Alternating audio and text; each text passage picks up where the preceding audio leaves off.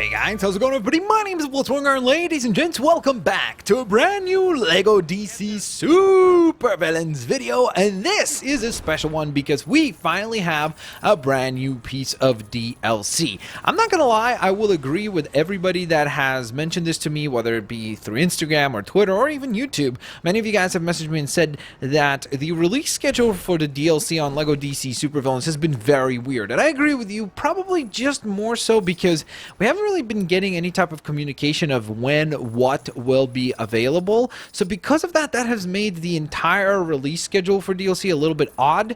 I wonder if it has something to do with the fact that the LEGO Movie 2 video game is coming out very soon and they needed to finish that up. So maybe there were some final touches that they were working on there. So maybe that was exactly why we got the delay that we did.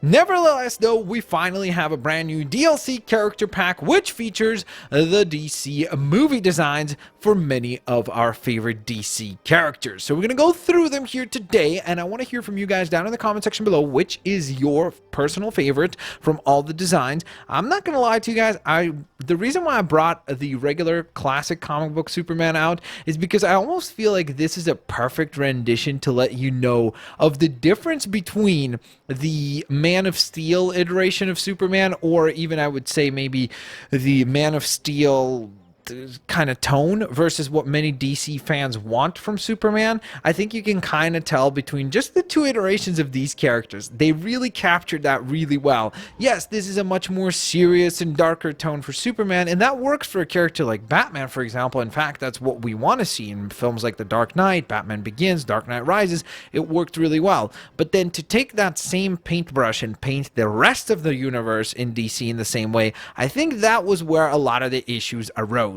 Nevertheless, though, let's focus on this instead of starting that giant rant off, and let's continue with the other characters available. So, luckily, we don't just get Superman, we actually do get Clark Kent as well, so you get a rendition of the character in this design. As you saw, the actual transition between the characters, the exact same type of animation between the two of them, so there's no differences there. You still have your regular abilities that you would expect, such as Heat Vision or Ice Breath, or in this case it was Heat Vision, followed by a giant rock throw, but there's Ice Breath as well, so that is available to you as well. So from there, let's transition to the other characters available. So the list will kick off with Batman. This is movie Batman, aka Batflack. Now, I'm not going to lie to you guys, I absolutely love this minifigure design. I think it looks absolutely sick. I think they did such a good job of transitioning the look of Batflack into the LEGO minifigure form. I've always thought that the wider Bat logo is pretty cool, and it was something that actually grew on me. At first, when they revealed it, I was like, I'm not sure how I feel about that as far as like on a costume. Then it worked in live action. As much as I didn't particularly care for BVS, I thought the suit looked sick, and then I think the iterations going forward in the Justice League movie and beyond that have looked pretty cool too. So I'm a fan. I think they did a good job with this one. And of course, just like your other Batman designs, you have all of those abilities that you would typically expect from the other looks. Ooh, wait a minute. I think he gets a different ship, doesn't he? Wait a minute. We might have just made a discovery. I don't think that Batman's vehicle is the same. That looked different. Yeah, wow, that's actually really cool. It's a different Batwing. Wow, that is really cool attention to detail. I like it. I like it. Very cool. All right, so from there, let's transition to Cyborg, or movie Cyborg. I actually really liked Cyborg's costume in the film. I thought that was one of the better renditions of the kind of, you know, comic book into movie design. So I've always liked this particular suit. I think it looks cool. I really like that he's able to fly around, so that's awesome. I think it would have been cool if they allowed him to have some sort of a cyber suit, or like something where he could grow larger just like the other Cyborg can.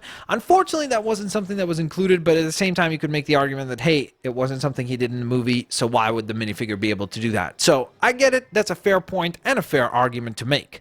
From there, let's transition onwards and forwards to the next character, which I was shocked that was included in this pack, and this is Deathstroke. This was, of course, a character that simply appeared in a post-credit Easter egg or post-credit scene in the Justice League movie, so I was very surprised that they actually included him. I will say, though, I think he looks absolutely ridiculously awesome. This is, oh my gosh, why am I forgetting the actor's name now? Oh, I don't remember his name. But he actually looks really sick as Deathstroke. I really like that design. I was like, ooh, okay, sign me up. This looks pretty cool. I like the concept of him being included there. I also would love to see that particular Deathstroke in either his own standalone movie. I doubt that would happen, but maybe he could go on ahead and be a part of the Batman film that's coming up, or who knows, maybe he'll be a part of a Green Arrow movie if that ends up happening at some point in the future. I think you could really see how cool the design is for this costume just from all the details on the print work on the minifigure. You can see all those little buckles and belts and everything. Kind of reminds me of the 90s, almost like Rob Liefeld's art on a lot of stuff, which I know some people gave him flack for with like all the pouches and everything, but I've always thought that was really cool and over the top for these kind of tactical soldier type characters to have these pouches and have all these different gadgets that they need for their specific missions. So I think it works in the same way here for this particular Deathstroke design. From there, let's transition on to my least favorite character in the DCEU, and that is the Flash. I know a lot of people are huge fanboys and fangirls of Ezra Miller. I did not like his iteration of Flash at all. I don't think he looked like the Flash. I don't think he behaved like the Flash. I didn't really get any of the personality of the Flash that I would expect. Like, especially when we got Grant Gustin to kind of show you like, hey, here's what the Flash can be, and he knocked it out of the park with like what 1/100th of the budget, along with everybody who helped him, like in terms of writers and directors and everything. I think Ezra Miller's suit looked terrible in my opinion. I think he is not just the right character, or heck, maybe it was the material that he was given. Maybe if he was to be given a better script, he would be able to be a better Flash. But for me, this character did not resonate at all, so I can't really make too much commentary on it, aside from I don't even like how it looks in LEGO minifigure form. So not a fan of this suit whatsoever. We've already discussed Superman, and then we move along to the best character currently in the DCEU, her and probably Aquaman you could make the case for, is Wonder Woman. So this is the Gal Gadot version of the character, and I think she looks awesome. She's got the sword and shield going on. She's looking pretty epic. She has the charge attack available, of course, the sword as a combo wombo attack. She can go on ahead and also throw the shield, which is pretty epic to see. And wait, what? They didn't even give... Oh, there it is. I was like, I know she didn't fly, but they could have given her the super leap. I was worried for a second. She does have the super leap available, so she can go on ahead and jump around with ease all throughout the environment. So you can get around very quickly using this character. Now, I know what you're going to say. Wait, what about Aquaman? Why is he not included in this pack? Well, that's because he was part of the previous DLC pack that we have already looked at. In fact, he was part of it a multitude of times. So you have the Gladiator version of Aquaman, you have the movie version of Aquaman. Both of those are available to you, so you can go on ahead and equip this outfit and then have a much more modern take on Aquaman. So look at that team up right there, Aquaman and Wonder Woman.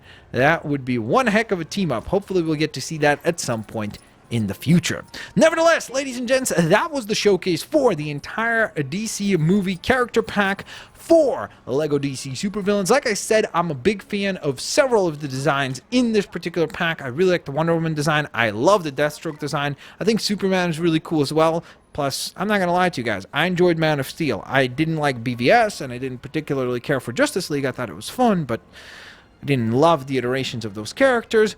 But I will say that Man of Steel was a great movie in my opinion, and I like Henry Cavill's performance as Superman in that film. And the score, my goodness, it's so good. So because of that, I appreciate this design as well. I think the Batman design turned out really well. Cyborg, like I mentioned before, was cool. Flash I don't particularly care for, but outside of that, I think it's a pretty good little pack to grab. Let me know if you guys are going to be picking up this pack, and let me know which is your favorite character of the entire bunch that we covered here today. Peace out, guys. I'll see you later, alligators.